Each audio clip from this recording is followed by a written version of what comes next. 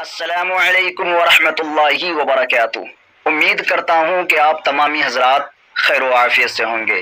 किसी शायर ने क्या खूब कहा था कि इश्क के दरिया में हम भी डूब कर देख आए, इश्क के दरिया में हम भी डूब कर देख आए, वो लोग ही समझदार निकले जो किनारे से लौट आए।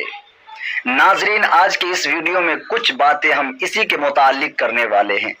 आज के इस वीडियो का टॉपिक है, आज के इस वीडियो का मकसद है, ये लब, ये प्यार, ये अफेयर क्यों होता है, क्या है ये सब, ये क्यों होता है और ये होने के बाद नाजायज़ ताल्लुकात क्यों होते हैं, ये लब, ये प्यार, ये नाजायज़ ताल्लुकात क्यों बनते हैं। पता है आपको? नहीं पता है तो आज के इस वीडियो को मुकम्मल देख लें, इंशाअल्लाह आपको समझ में आ जाएगा। नाज़रीन मोहतरम, आज आपकी खिदमत में सैयद अमीनुल कादरी साहब क़िबला का एक बहुत ही ज़बरदस्त बयान आपके खिदमत में लेकर हाजिर हुआ हूँ, जिसे देखने के बाद हर मुसलमान का दिल दहल जाएगा। लेकिन सैयद अमीनुल कादरी साहब क़िबला का वो वीडियो, वो पैगाम आपको दिखाने से पहले गुजारिश करता हूँ कि वीडियो पसंद आए तो वीडियो को लाइक करके चैनल को सब्सक्राइब करके दोस्तों में शेयर ज़रूर करें। आइए सबसे पहले हम सैयद अमीनुल कादरी साहब क़िबला का इस बयान को सुन।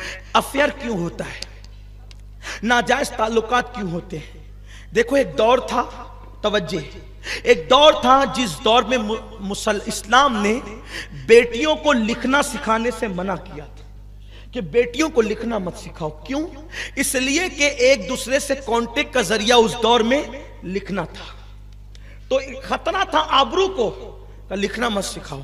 और आज अब लिखने की जरूरत नहीं है। आज ये सारा फितना मोबाइल की वजह से, मोबाइल, लड़कियों के पास हमने मोबाइल दिया, इसीलिए ये फितना हो रहा है। वरना जब तक मोबाइल इजाद नहीं हुआ था, इस तरह के केस ढूंढने से भी नहीं मिलते थे।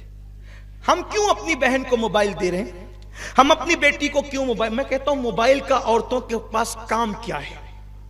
ये बात मैं बार बार कह चुका हूं, आज भी कहता हूं। लोग मुझ बारे में बात भी करते हैं कि कैसी बात करते हैं। मैं कहता हूं, बेटी जब खून के आंसू रुलाएगी तब तुझे पता चलेगा कि बात क्या है।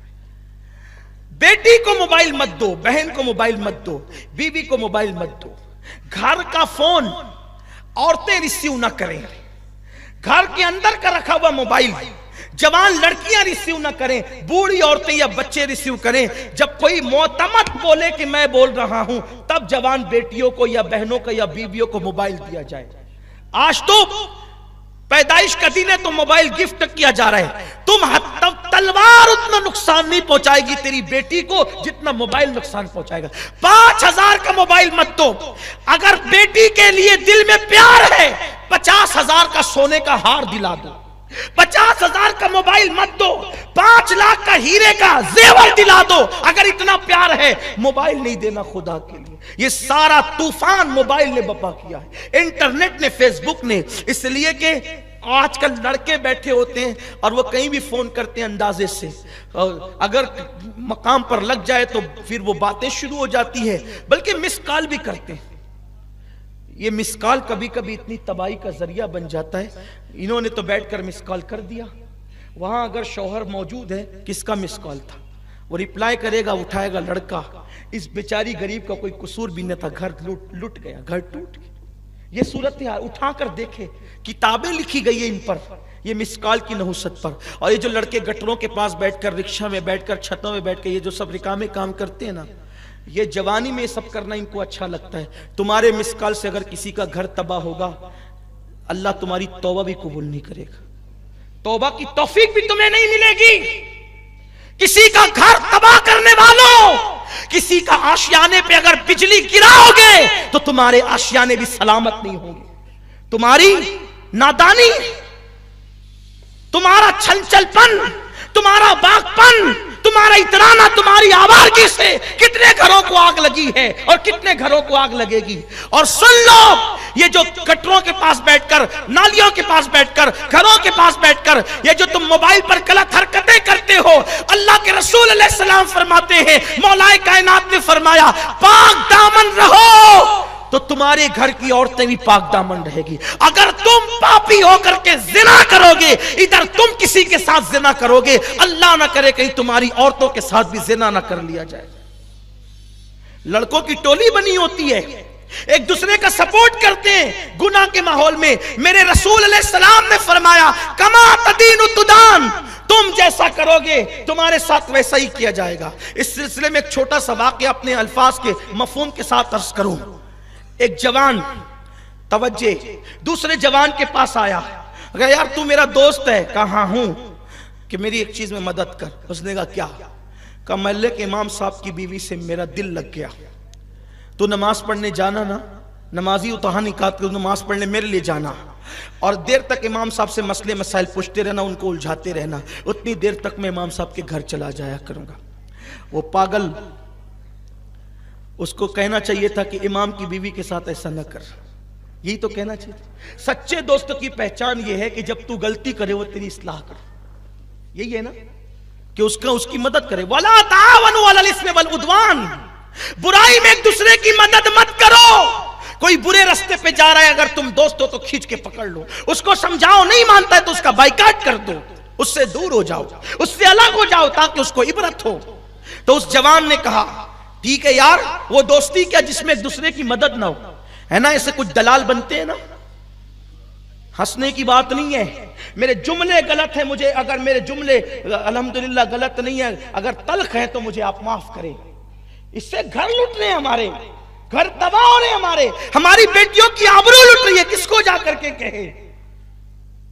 बहुत सारे लोग हैं जो बेचारे सर उठा के चलने के काबिल नहीं रह गए, बेटियों की जवानी लुट गई इन लड़कों की मनचलेपन की वजह से। हर बंदा मजनू बनना चाहता है, क्या बना रखा है, क्या हालात बना रखे। मुसलमानों, एक तुम ही थे कि हिंदुस्तान में तुम न मस्जिद बनाने आए थे, न मदरसे बनाने आए थे। पहली मर्तबा जब तुम आए थे तो सिर्फ एक औरत की आबरू की हिफाजत के लिए आए थे, और तुम्हारे तकद्दुस से मुतासिर होकर लोग कलमा पढ़ते गए, मस्जिद मदरसे बनते गए। तुम दूसरों की बेटियों की इज्जत के मुहाफिज थे, आज तुम मोहल्लों की बेटियों की इज्जत के दुश्मन बन गए। तुम्हारी आंखों में तकद्दुस नहीं रह गया, पारसाई नहीं रह गई। क्या बैतुल मुकद्दस में इस्लाम का परचम लहरेगा? दुनिया के अंदर क्या मुसलमान सुरखुरुई हासिल करेगा? मुल्क शाम और यमन क्यों न जलेगा? क्यों? जिस कौम का जवान आवारा और अय्याश हो जाए, उस कौम को इज्जत के साथ जीने का हक नहीं है। हमें तो अल्लाह ने बहुत तकद्दुस के लिए पैदा किया था, कौमों की इमामत के लिए पैदा किया था, लेकिन बस उसी में उलझ गए। लड़की लड़की लड़की और इश्क और इश्क और इश्क और आवारगी, इंटरनेट और फेसबुक और ये सब तमाशे। नहीं नहीं, अल्लाह ने हमें बहुत बड़े मकसद के लिए पैदा किया है, और जवान होने के बाद बूढ़ा भी होना है, मरना भी, अल्लाह को मुंह भी दिखाना है। हदीस पाक में आता है, बदनजरी करने वालों के लिए डर है, मरेंगे तो काफिर होकर मरेंगे। निगाहों की हिफाजत करो, निगाहों की हिफाजत करो। मेरे नबी फरमाते हैं सल्लल्लाहु अलैहि वसल्लम, जो किसी खूबसूरत औरत किसी को गुनाह की दावत दे और ये सोचकर कि अल्लाह देख रहा है, वो छोड़ दे और वहां से हट जाए, अल्लाह उसकी मगफिरत फरमा देता है और बेहिसाब अल्लाह उसको जन्नत अता फरमाएगा। अर्ज कर रहा था, उस जवान ने कहा ठीक है मैं तेरी मदद करूंगा। क्या हुआ? वो जाता मस्जिद में नमाज पढ़ता, इमाम को लेके बैठ जाता, उलझाए रखता, मसले मसाइल पूछता। कई दिन गुजरे, एक दिन उसको एहसास हुआ यार मैं गलत कर रहा हूँ, मस्जिद के इमाम के साथ मैं गलत कर रहा हूँ कि मैं इनको पकड़े रहता हूँ, मेरा दोस्त वहां जाके पता नहीं क्या करता होगा।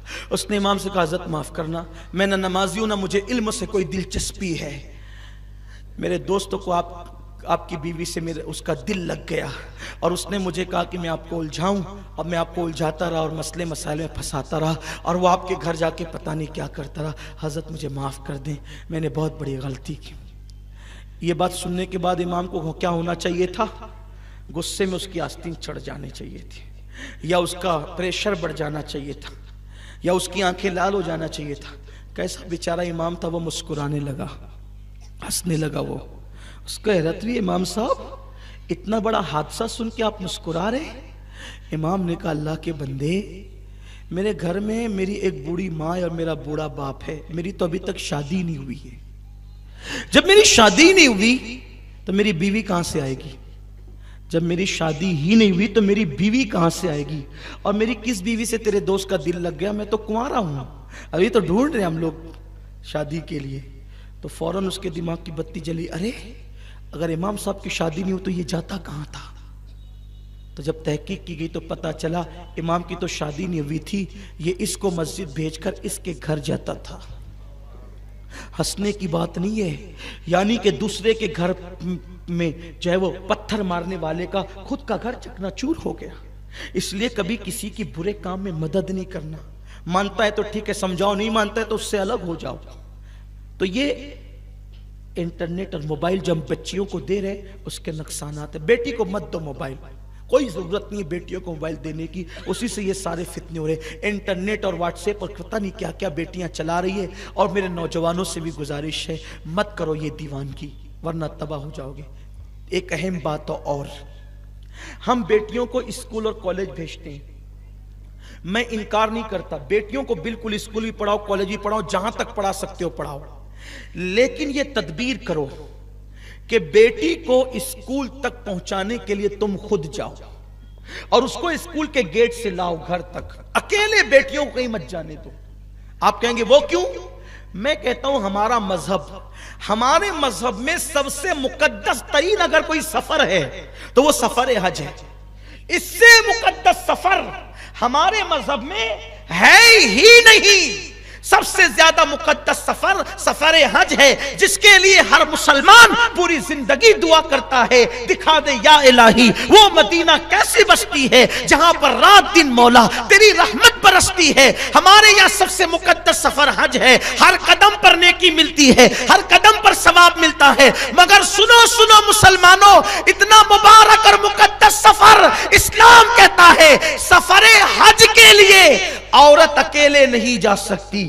तो जब हज के लिए औरत को अकेले जाने की इजाजत नहीं है तो स्कूल और कॉलेज बालिग लड़कियों को अकेले जाने की इजाजत कैसे हो सकती? इसलिए स्कूल की दहलीज तक पहुंचाओ अपनी बेटियों को, अपनी बेटियों को स्कूल की दहलीज से लाओ। लेकिन आज तो हाल ये, पिकनिक पर बेटियां 18-18 साल की टीचरों के साथ अकेले जा रही है, कोई बोलने वाला नहीं है, जो बोले वो गाली सुने, हमें कोई फर्क नहीं पड़ता। ठीक है, कोई गाली चार ही देगा ना, अगर कौम की आबरू बचती है तो इससे बड़ी बात क्या। और मैंने तो अपनी जात के लिए लोगों को माफ कर दिया। मैं कहा जाओ जितनी बेइज्जती करना हो करो, इसलिए कि तुम बेइज्जतियां करते हो, मेरा नबी मुझे इज्जत अता करता है, मेरा खुदा मुझे इज्जत अता करता है। जाओ शहर वालों, बातें बुरी लगती है तो जितनी गालियां देना है दे लो, लेकिन हक तो बोल कर रहूंगा।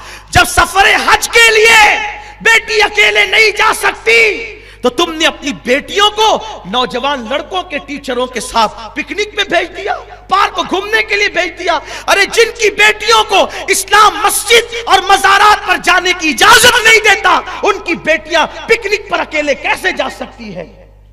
दीनदार घरों की बेटियां भी जा रही, कौन है रोकने वाला? कोई रोकने वाला नहीं। हक बोलने के लिए कौन है? नहीं है, इसलिए कि गालियां सुननी पड़ेगी। ठीक है, अगर दीन का तहफ्फुज़ गालियों से नहीं बल्कि अगर खून देने से होता है, हम उसके